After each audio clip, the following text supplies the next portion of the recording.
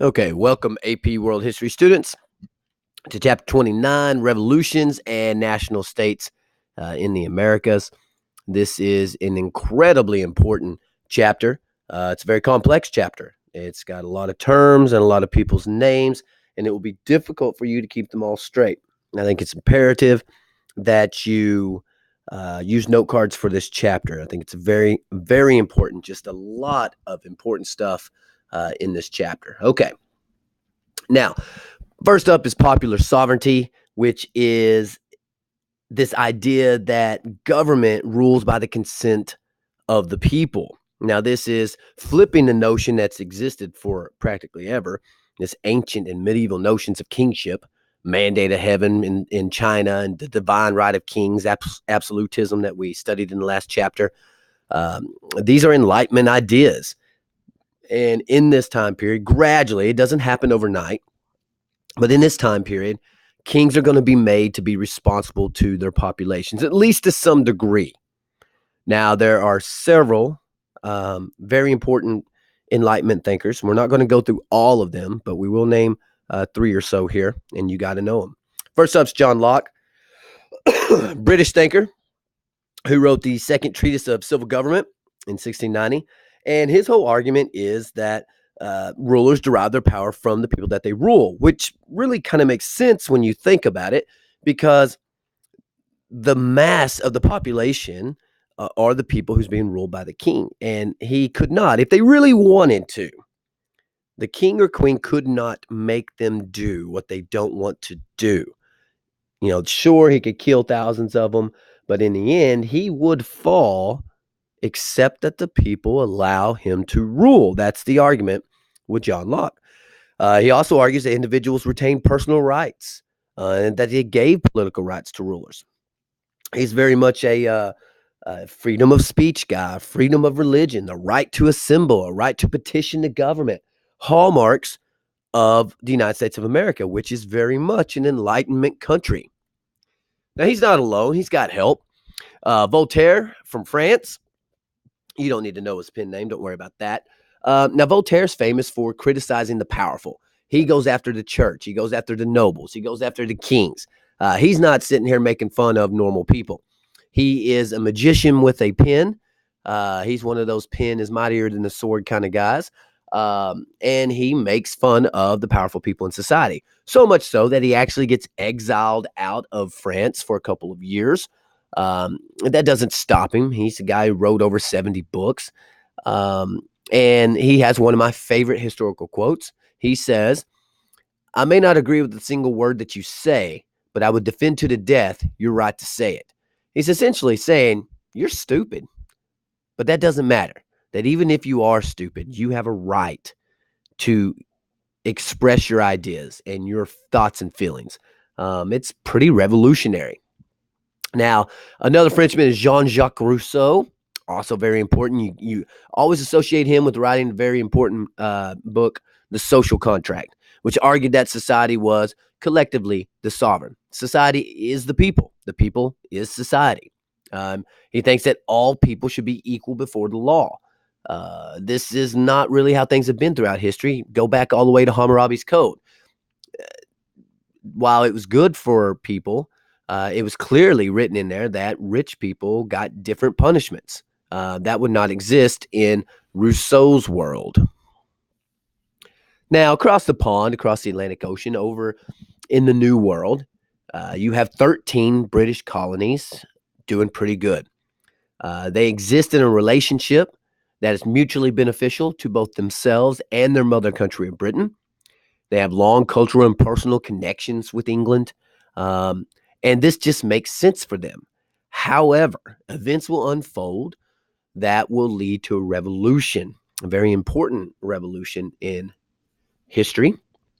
And a lot of this starts with the French and Indian War from 1754 to 1763. It's a very long war. It's almost a decade long.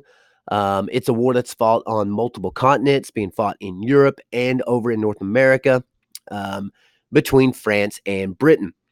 And in America, the French are going to ally with many Indian tribes, and there will also be other Indian tribes that ally with the British.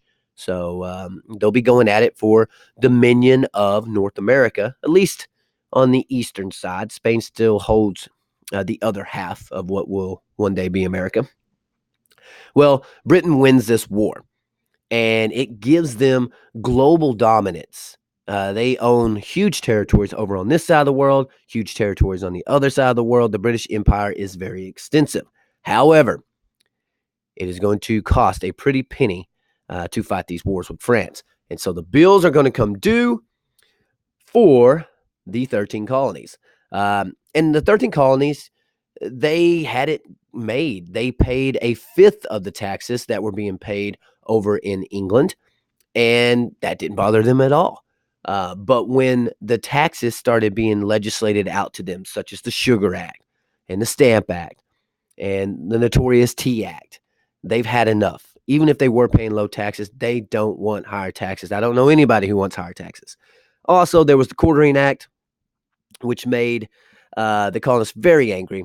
It told them that they had to quarter His Majesty's troops in their homes and provide for them. So you might have teenage daughters, and you're having to house six young British troops, and you have to feed them, and who knows what they're doing to your daughters and stuff. And they just don't like this. Colonists hate that, as you can imagine.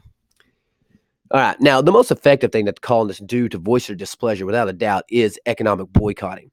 Simply not buying from Britain, because that was the relationship that existed, was that the colonists provided raw products, which went across the Atlantic Ocean, were made into these awesome finished goods, which were then bought by the colonists. Well, they're not playing that game anymore. They end up protesting the last of the acts you saw there, the Tea Act.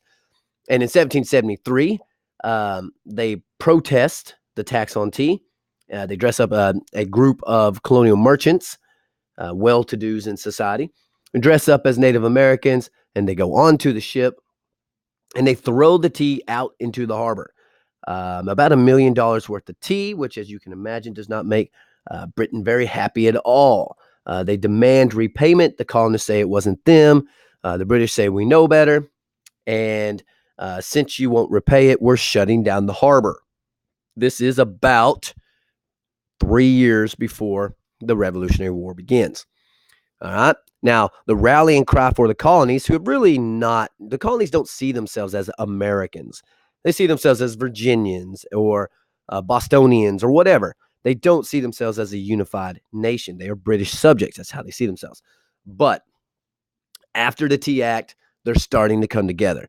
And so they formed the Continental Congress, the first Continental Congress in 1774, which is going to coordinate the colonists' resistance to British policies. And then eventually, short 2 years later, July 4th, famous day, 1776, they would adopt Thomas Jefferson's Declaration of Independence, written vastly by Thomas Jefferson. And Thomas Jefferson is an avid reader of John Locke. He's an Enlightenment thinker. And so the Declaration of Independence is based off of the Enlightenment, without a doubt. All right. Now, the colonists have very divided loyalties. This is a very stressful time for people living in what is America. There were the Patriots, strong in the middle colonies there in the Boston area. Those who supported the revolution were called the Patriots. The Loyalists were those who supported the mother country, Britain.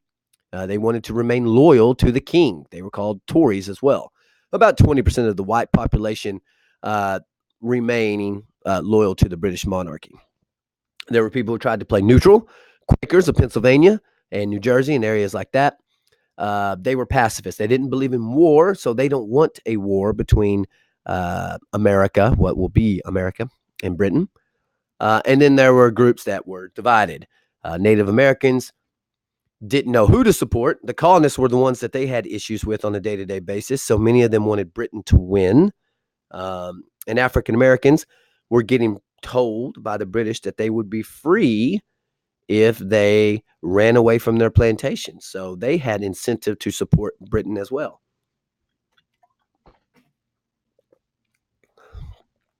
Okay. Now let's look at kind of the Strengths and weaknesses, the tale of the tape between the colonies and Britain.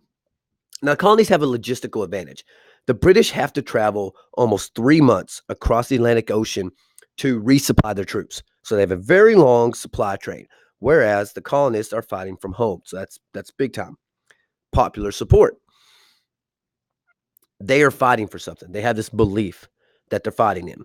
In England, many of the people in England are torn over whether or not they're willing to go to war for the colonies. They've just fought a very expensive war with France in the French Indian War not that long ago. They're still trying to pay it off, which is what led to this. Many British people do not support this war. So that's an issue. Britain's a little bit divided. Also, Britain has a lot of people that want to see it fall, and they are willing to give some levels of support to the colonies. Britain or France will do so, Spain. And we have a guy named George Washington. And George Washington, he's not undefeated. He's no Alexander the Great. He doesn't have great trained troops and stuff like that. He is just so he possesses the it factor, and he is able to keep America from losing any war or any battle so decisively that the war would be over. That's one of his strengths, is holding together these ragtag armies of men who were farmers yesterday fighting professional British soldiers. It's very inspiring to watch what he did. Don't get caught up in his wins and losses. Britain, they have some advantages, as you can imagine. They have a very, very strong central government, whereas the colonies are 13 separate governments trying sort of to work together. That's not nearly as effective or efficient. They have the world's greatest navy and the world's largest army. So they have some advantages there. The loyalist population will also help them because there's a lot of spying and stuff that goes on during the Revolutionary War. All right, here you have a map. Shows you 13 colonies. And you have Spanish Louisiana out here. So most of the battles, as you can imagine, are going to take place here on the coastlines. The British have their ships out in harbor, so they don't want to get too far away from their ships. Now, by 1780, 4 years into the war, people are pretty tired of it. This is not a bloody war. It really isn't. When you look at the numbers of the Revolutionary War, it is nothing compared to revolutions that come later and wars that come later for sure, and many wars that came before. We won't force you to remember the battles of the Revolutionary War. There are several interesting ones, but just know Yorktown is the final battle. It takes place in Virginia, and the British under Cornwallis are going to surrender in 1781. America finally gets its aid from France. Now, France had been providing America with money, which was a big help. But it's not until the very end, when they realize that the colonies have a chance of winning, that the French send actual ships and troops. However, those ships and troops will be the final straw right here, and it will lead to an American victory over the British. So it takes 2 years after the last battle to get the final treaty worked out, the Treaty of Paris, the Peace of Paris, and that happens in 1783, and it officially recognizes American independence. Now, to be fair, the British really believe, many of them believe, that America will fall on its own anyway, that they can't govern themselves, that they'll end up getting this back anyway one day. Because America is an experiment, as you will see. This whole democracy. Yes, the Athenians had democracy, and yes, there was a republic in the Netherlands, but this is something different, something bigger, something vaster. And it is most certainly an experiment. All right, 1787, the United States gets its Constitution. The first government of the United States was something called the Articles of Confederation, and it sucked. So they had to scrap it. In 1787, they realized it isn't working. They're going to get the Constitution, and that's when we'll get our first president, George Washington. But the Constitution is still our government today, all these years later. It's a document that the Founding Fathers had enough foresight to allow to be amended. And so we've had 27 amendments, small changes when we needed them. Okay, so that's the American Revolution. Not super bloody and not all that revolutionary. The Americans had really been running much of their day-to-day business before the war. The same people who were in power before the American Revolution are the same people in power after the American Revolution. The American Revolution was a middle class and elite revolution. It wasn't something done by the farmers. And so really you just changed out the name at the top. It went from British colonies to United States of America. Other than that, almost nothing changed. So people will argue over whether or not the American Revolution was even a revolution. Now, the next revolution we're going to talk about is most certainly a revolution. And it is a huge world-shaking event in history. So France has some serious fiscal problems. They have all these wars they've been fighting with Britain. Thank the French Indian War, the 7 Years' War. They go broke, basically helping America in their fight against Britain. So they have some serious issues. And it's going to lead them to a much more radical revolution than what takes place in America. They had something called the ancient regime or the old regime. And basically that was the idea that the society in France was divided up into three groups: the first estate, the second estate, the third estate. And that the first estate, the noble or the church, and the second estate, the king and nobles, were above the third estate, which consisted of a variety of people. 98% of the French population, essentially. You're talking bankers and doctors and lawyers, and then merchants, and all the way down to farmers. So big variety there. Now, and that's really what it shows here. These three estates together are called the Estates General. In the first estate, you have the Roman Catholic Church, about 100,000 people involved. In the second estate, you have nobles. About 400,000 nobles exist in the large nation of France. And the third estate is everyone else, 24 million people. Serfs, free peasants, urban residents, a lot of variety. Now, the Estates General was founded all the way back in 1303, but hadn't met since 1614, so it's been a while. And the big problem is that each one of these estates gets one vote. So 24 million people, it gets one vote. 400,000 people, it gets one vote. 100,000 representing 100,000 people, they get one vote. Now, what do you think happens? You can't have a tie with three. What do you think happens when an issue goes forth? Yeah, you guessed it. The first and second estate are always going to vote with each other. So it feels like 24 million people never have a voice. And essentially they don't. And so they come to the point, and they are looking now. So they're influenced by the Enlightenment, which took place in Europe. And then the Enlightenment ideas jumped across the Atlantic and took place in physical form in America. America is this Enlightenment experiment. And the French say, look what happened in America. That can happen here. We supported them, and we think maybe there's some good ideas there. So 1789 rolls around. King Louis XVI is forced to call the Estates General for new taxes because they have all these financial issues. They can't get their bank orders lined out. The third estate says, hey, we need changes. We're tired of getting picked on by you guys. We need a bigger voice. And this is very, very simplified version of the French Revolution. Okay, so keep that in mind. By June, the third estate finally said, you know what? We're no longer part of you guys. They secede.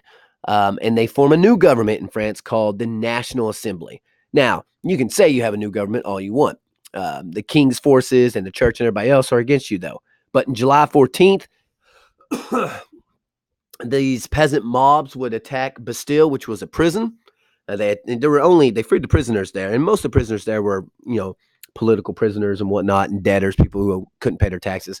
There were only 7 in this huge fortress. So they freed the 7.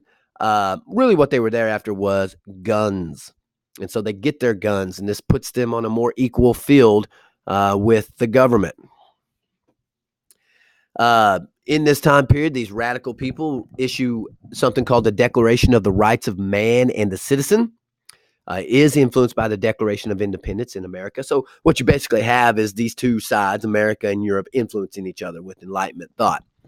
The Declaration of Rights of Man and Citizen puts forth the equality of men. Now, women were not included in this original document.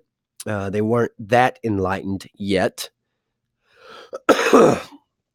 And this puts forth the idea that sovereignty resides in the people, that government resides in the will of the people, and it gives them individual rights like the Americans got. The Bill of Rights. We have a list of guaranteed protected rights that the government has to respect. And so France is going to fall in line with that. However, the French Revolution kind of goes off the rails. Their initial motto is liberty, equality, and fraternity. You should definitely know that. It's another note card item. The National Assembly, this new government, abolishes the old social order. They take church lands away from them, and some of the best lands in the country belong to the church. They redefine clergy, church members, as civilians. Now, their new constitution actually keeps the king, but the king has to listen to this legislative authority, these lawmakers. So it's kind of like a constitutional monarchy for a little bit there. And at a convention, the convention's elected by universal male suffrage, which all that means is that all adult men can vote, which is crazy. It's radical. It's not something that's going on in the world, even in America in that time period. They have problems with people being conscripted for wars that they didn't sign up for. And eventually in 1793, King Louis and Marie Antoinette, his wife, the queen, are found guilty of treason. They tried to escape. They were going to try to escape to her home country of Austria, and they were apprehended about a mile from the border. And sadly, because they do have children, I always feel bad for them. They're executed by the guillotine. This device, you certainly need to look up pictures of the guillotine. This device that was enacted to humanely, air quotes, humanely execute victims. But they go crazy with the guillotine, especially under this guy, another note card person you need to know, Maximilien Robespierre, which is a mouthful, so just know him as Robespierre. So Robespierre was supposed to be this great guy, and perhaps even started off as a great guy with great ideas, but power corrupted him. He was the leader of the radical group in France called the Jacobins. And the Jacobins are going to end up coming to power, and they're the ones responsible for closing churches. They actually shut the churches down. The priests are forced to marry, and they promote something called a cult of reason as a secular, non-church, non-religious alternative Christianity. They reorganize the calendar. They get rid of the calendar. And they put forth this new 10-day weeks, and they proclaim it a new year. It's year one. Like I said, they get a little radical. They end up executing some 40,000 people who didn't believe like they believed. And then they imprison another 300,000. This is called the Reign of Fear. The Reign of Terror, should I say. Sorry, the Reign of Terror. And it's like they turned on their own ideals. So the French Revolution started with big thoughts, but then it just descends into this bloody, chaotic mess. So they got to get a new government. Eventually, they see Robespierre for the rabid dog that he is. They arrest him, and he will be the very last victim of the guillotine. So in a bit of irony, the man who used the guillotine to kill 40,000 people will be its last victim. Men of property, merchants and bankers and people like that, take power in the form of this new government called the Directory. And the Directory had basically like 5 presidents is what they had, but it's inefficient. It doesn't work. It's not a good government. And so they're unable to solve those economic and military problems of revolutionary France. Enter one of my all-time favorites, Napoleon Bonaparte. So Napoleon is from this minor Corsican family. He's from nobility, but very low nobility. He's actually Italian. The island of Corsica had been conquered by France 2 years before Napoleon was born. So historically speaking, his family was Italian, but they're going to come under the authority of France. Now he goes to military school as a young man, about 9 years old, where the kids tend to make fun of him for his thick French accent because French was more of a second language for his family. However, he graduates at the age of 16, and it becomes evident that the man is a genius. He helps protect the government in the beginning, which is what makes him a rock star. And he works his way all the way up from the bottom to become a general. He is a self-made man. One of the great things about Napoleon, he works his way up the ladder. He is definitely not a perfect man. He can be very brutal at times.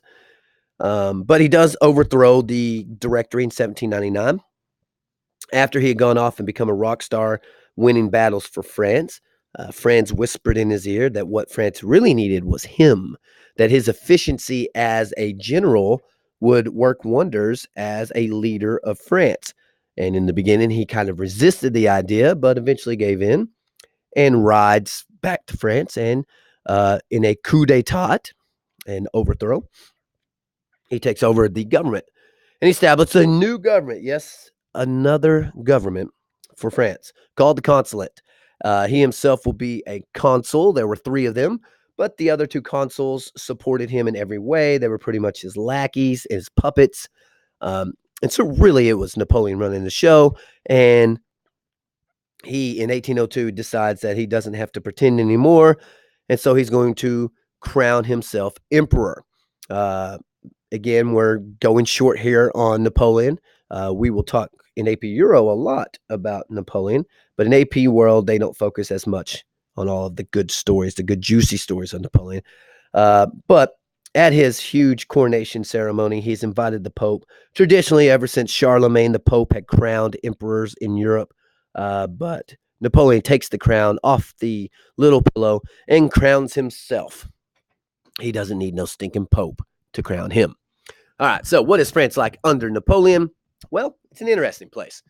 He does come to an agreement with the Pope, the Concordat, and this makes him a hero to many of the people because he reopens the churches. Now, Napoleon's not really a religious person, but he knows that religion is very important to the people, and he does want to be beloved of the people. He says that France will retain the church lands, but they would pay the salaries to the clergy members. He does give freedom of religion in France, and that's going to give Protestants some rights and Jews as well. They're going to be able to worship freely.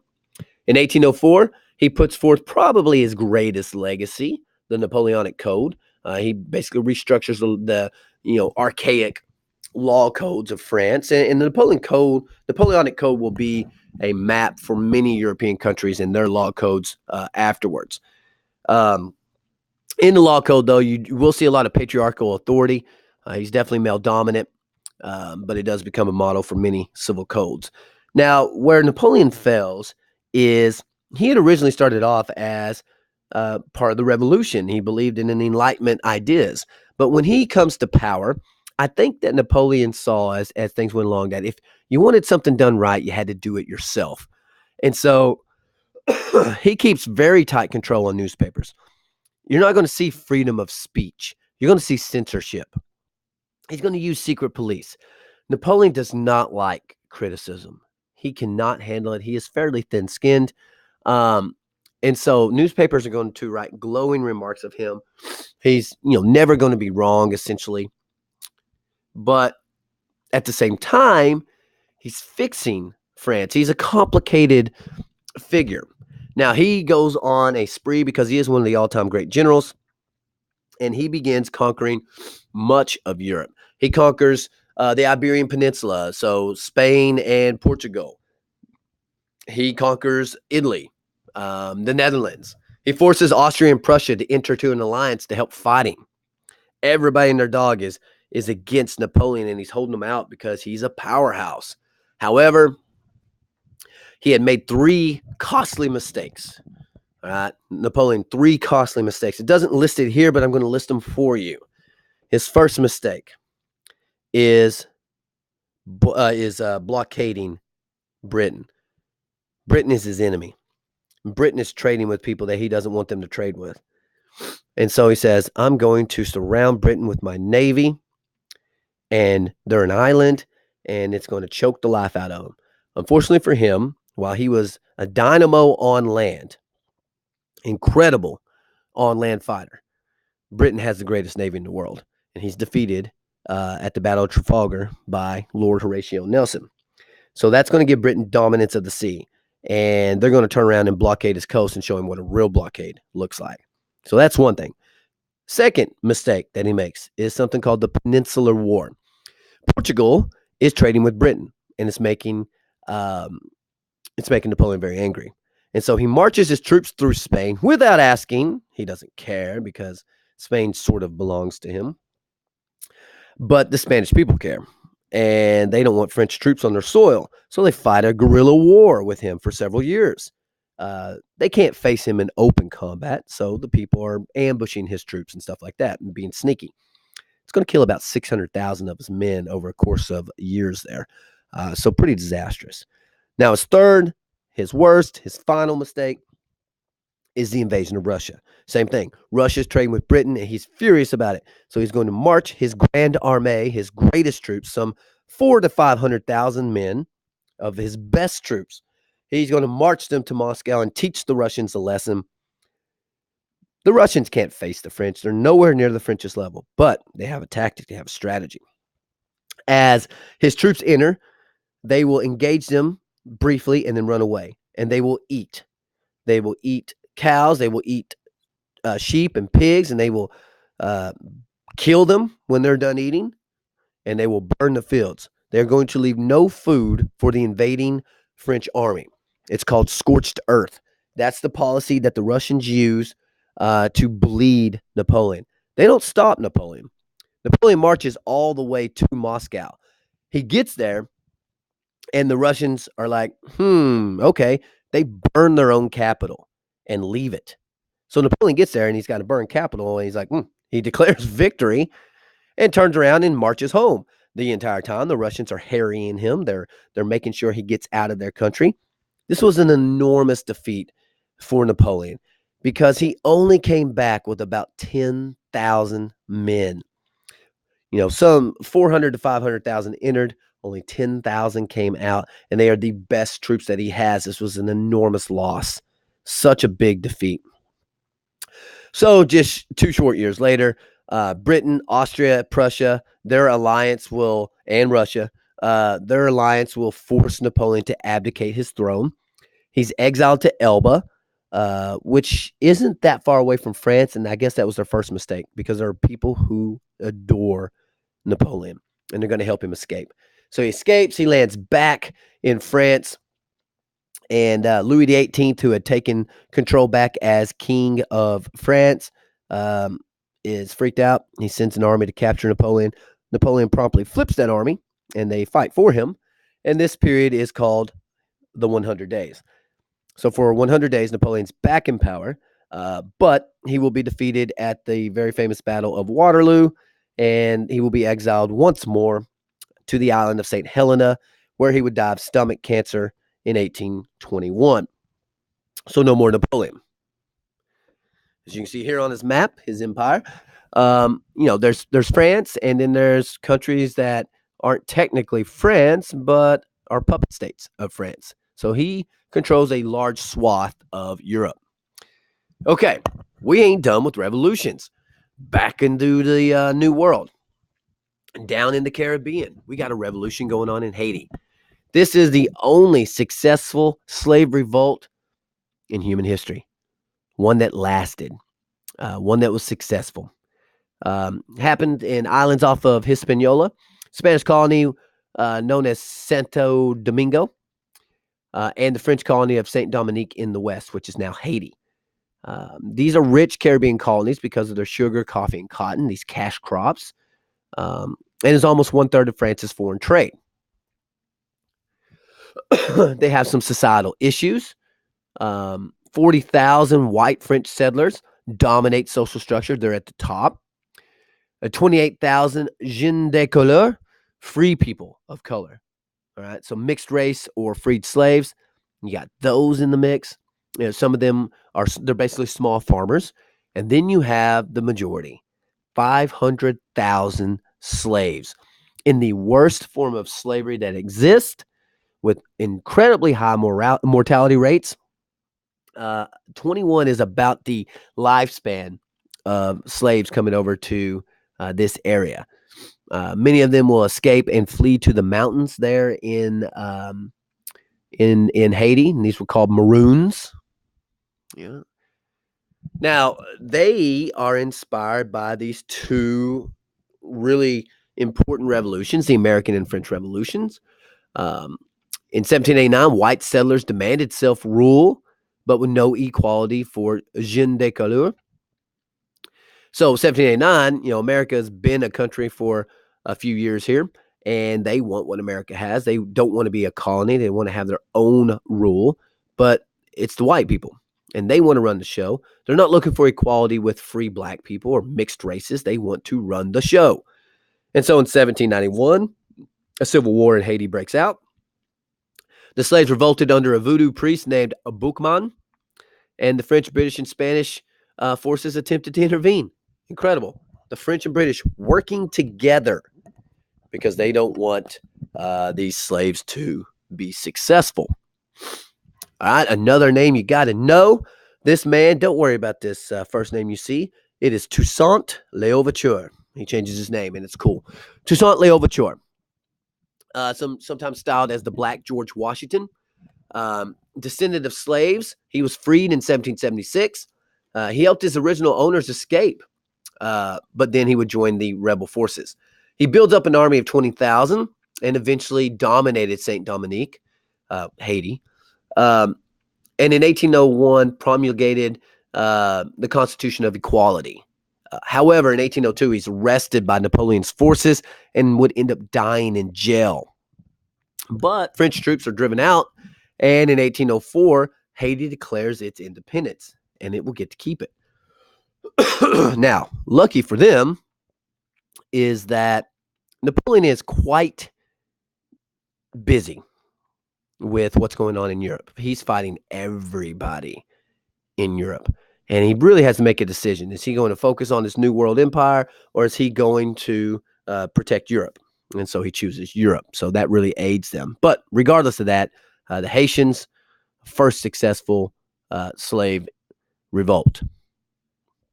All right, so Latin American society. Let's see here. All right. Latin American society. Whoa, sorry. 30,000 Peninsulares. Remember, they're at the top. Colonial officials that were from the Iberian Peninsula. Basically, they're white people from Spain or from Portugal. You also had 3.5 million Creoles, who were white people born in the Americas.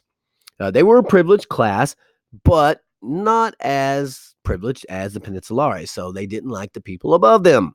In 1810 to 1825, they led movements for Creole-dominated republics because they have a huge amount of people compared to the Peninsulares, who are the elite of the elite, only 30,000. There are 10 million other people in Latin American society, African slaves, mixed race populations such as mestizos. So you have a brewing issue here. Now, in Mexico, you had Napoleon's invasion of Spain and Portugal in 1807, which weakened Spanish and Portugal control of Mexico. And so Mexicans take advantage. The priest Miguel de Hidalgo led a revolt, but Hidalgo would end up being captured and executed, but his ideas and his rebellion would continue. You had the Creole general Augustin de Iturbide, who declared independence in 1821. So Mexico will declare its independence from Spain. He makes himself an emperor. He doesn't last very long, 2 years. Deposed in 1823, and a republic is established. Remember, Mexico borders America. They're influenced by American ideas. And really, Mexican history is so chaotic. They don't have rulers for very long. They're changing presidents and emperors and this and that. The head of government changes quite a bit. Southern regions formed their federation, then divide into Guatemala, El Salvador, Honduras, Nicaragua, and Costa Rica, these Central American states. Everybody's kind of trying to find their place. Another person you have to know, Simon Bolivar. He led the independence movements in South America. He's from Venezuela, but he was influenced by the Enlightenment and his hero, George Washington. So what he wants to do is he wants to unify all these Latin American countries into something called Gran Colombia. Now, it doesn't work out, but it's his idea. It's kind of like the colonies uniting into America. Now, rebels against Spanish rule in 1811, but was forced into hiding. He formed an alliance with many Creole leaders, such as Jose de San Martin and Bernardo O'Higgins from Argentina and Chile. Huge swaths of land here. Spanish rule is essentially destroyed in South America by 1825. They're booted out. The old world is, for the most part, booted out of the new world. And the peoples, the mixed race peoples, the legacy of this Colombian interaction is they're going to take over. They're going to rule. There's Gran Colombia. Now, Bolivar hoped to form a U.S.-style federation with Venezuela, Colombia, Ecuador at the top of South America. He wanted to try to bring in Peru and Bolivia as well. And yes, Bolivia is named after Bolivar. Strong political differences, however, and Gran Colombia doesn't work. It falls apart. It disintegrates. And Bolivar, basically, he's so upset that he imposes exile on himself and he just leaves. He's out of there and ends up dying of tuberculosis. Napoleon, again, Napoleon. He's creating ripples here. Napoleon's invasion sent Portuguese royal court to exile in Rio de Janeiro, Brazil. Remember, Brazil was a Portuguese colony. In 1821, the king returns, and his son Pedro was left behind as a regent to run things. Now, Pedro negotiates with the Creoles and ends up declaring independence of Brazil against his dad. So he decides that being a regent isn't what he wants. He wants the people to have their independence. Brazil is a very large country. And he becomes Emperor Pedro I. Social structure remains largely intact, so there's a little more stability here in Brazil. And there you can see a map. The Empire of Brazil, large area. Okay, so everybody's winning their freedom from bad old Europe over here. All right, emergence of ideologies. Conservatism. This is from Edmund Burke from England. Now look at your dates here. So this is before kind of all the revolutions hit. Disavowed rapid revolutionary change. He favors a slow evolution of society. But that makes sense, right? That's what being conservative means. You don't like fast and large changes. Liberalism, however, is on the opposite end of the spectrum. They view conservatives as defenders of illegitimate status quo. Conservatives would never have freed the slaves. That was a liberal movement. They want to manage, not stifle social change. One of its founding thoughts people was John Stuart Mill, also from England. We're finally getting around to wanting to end this horrendous slave trade. And the campaign to end it began in the 1700s, in the 18th century. Alodo Equiano, you should know this guy. He's a black man. He used to be a slave, escaped, taught himself to write, very brilliant. It gained momentum after the American, French, and Haitian revolutions. Remember what they're fighting for is a people's sovereignty, a people's rights, that you have this right, you have this right, you have this right. Well, slaves are like, yeah, we're people too, and we deserve those rights as well. William Wilberforce from England, he was a philanthropist, meaning he gave money away to other people that needed it. Succeeds in having Parliament outlaw the slave trade in 1807. So England ends their slave trade in 1807. There are places that follow. In America, it will take a civil war to get rid of slavery. And so that will happen in 1865. The Civil War will end, which will free the slaves. But slavery will continue in Brazil until about 1888, I believe. All right, Haiti, slavery ends with the revolution. Makes sense. The slaves won. So there's not going to be any slavery there. Mexico abolishes slavery in 1829. Part of the reason was to stop U.S. development of slave-based cotton industries in Mexico. Basically, they wanted America out of Mexico. 1833, Britain abolishes slavery officially, not the slave trade, but slavery in any form. Offers compensation to former owners. So you bought those slaves, but we're freeing them, so we're going to pay you for them. Again, it takes a while, but it happens. Freedom, they have freedom, but they are not equal. All right, the slaves aren't going to get to vote and stuff in England, not for a while. All right, Enlightenment ideals. This whole thing is the Enlightenment, really.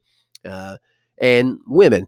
Enlightenment thinkers remain conservative regarding women's rights. That's important to know. However, Rousseau argued that women should receive an education to prepare for lives as wives and mothers. That's not exactly what they're looking for, as you can imagine. You have a couple of women who argue. Mary Astell, Mary Wollstonecraft, who's very famous. She's the mother of Mary Shelley, who wrote Frankenstein. She writes herself, she wrote A Vindication of the Rights of Woman.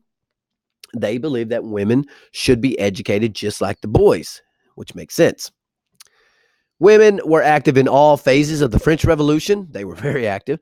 They were part of the group that stormed the Palace of Versailles and demanded food for their families.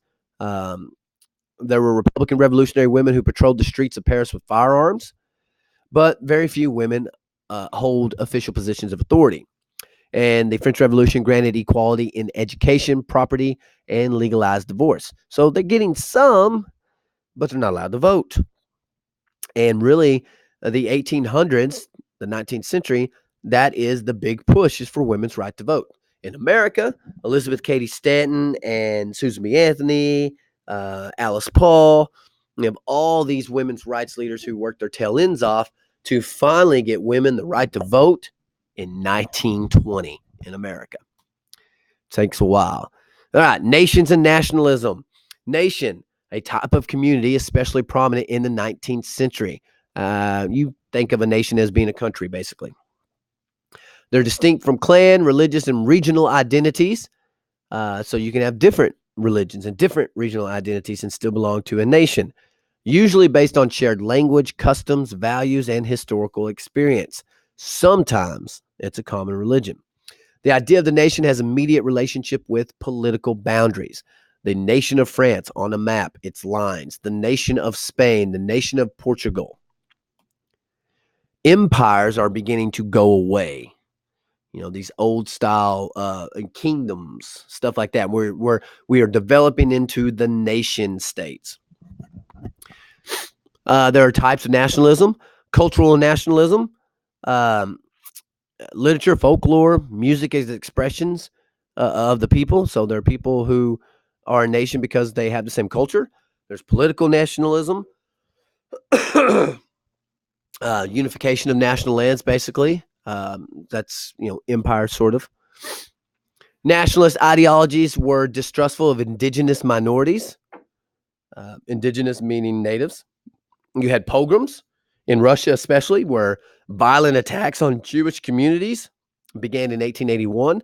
And these are important because eventually we're going to get to World War II and the Holocaust. Anti-Semitism, which is anti-Jew, became a rallying cry of many European nationalists. It wasn't just the Germans. It wasn't just the Russians. And Jews faced hardships all across. French military captain Alfred Dreyfus was framed for selling military secrets to Germany.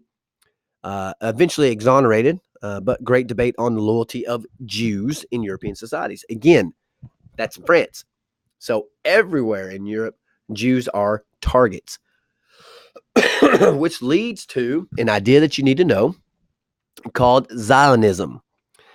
Theodore Herzl was a journalist at the Dreyfus trial. He observed the intense mob of anti-Semitism, and his conclusion is that the Enlightenment and Revolution could not solve this anti-Jew issue. So he worked to create refuge for the Jews by reestablishing the Jewish state in Palestine, where the Jews had once been a homeland 2,000 years earlier. Problem is Jewish diaspora. And the Jews have been booted from land to land to land to land to land over all those years. And so Palestinians, who are now a Muslim people, they don't want the Jews. So there's a big issue there. Zion becomes synonymous with Jerusalem. The Jews want Jerusalem back. Think back to your Crusades and the fight over Jerusalem. In 1897, convened the First World Zionist Organization. Now, the Jews won't get their own homeland until 1948, after World War II. All right, it's kind of jumping around a little bit here. Congress of Vienna goes back to what happens to Europe following Napoleon's defeat. Prince Clemens von Metternich of Austria supervised the dismantling of Napoleon's empire. They just tore it apart to establish a balance of power. France had upended the balance of power in Europe. And so the Congress of Vienna, very important, is to reestablish the balance of power in Europe. Work to suppress development of nationalism among multinational empires like the Austrian Empire. The Austrian Empire doesn't want its empire to be busted up from within by different nationalities. Okay, so nationalism is dangerous in their eyes. Greeks in the Balkan Peninsula sought their independence from the Ottoman Turks. They're not Turkish. The Greeks have their own very long, awesome history. With European help, Greece did achieve their independence in 1830. So remember the Ottomans from last chapter. Rebellions happened all over Europe, especially in 1848. Rebels end up taking Vienna. Metternich has to resign and flee, but the rebellions will be put down a short time later. Italy and Germany, formerly disunited groups of regional kingdoms, city-states, ecclesiastical states, they're going to unify. There will be a nation of Italy. There will be a nation of Germany. Otto von Bismarck's a guy you need to know. Pretty easy. He just reunifies Germany. He uses war to beat the people around him, and he establishes in 1871 this new Germany, the Germany that you know and love today. This is the Second Reich, proclaimed in 1871, with the Holy Roman Empire being the first, and King Wilhelm I is named the emperor. King Wilhelm II will be the guy that gets Germany into World War I. So you can see unification of Italy and Germany. Italy was a bunch of states that fought against each other a lot. They're going to be unified.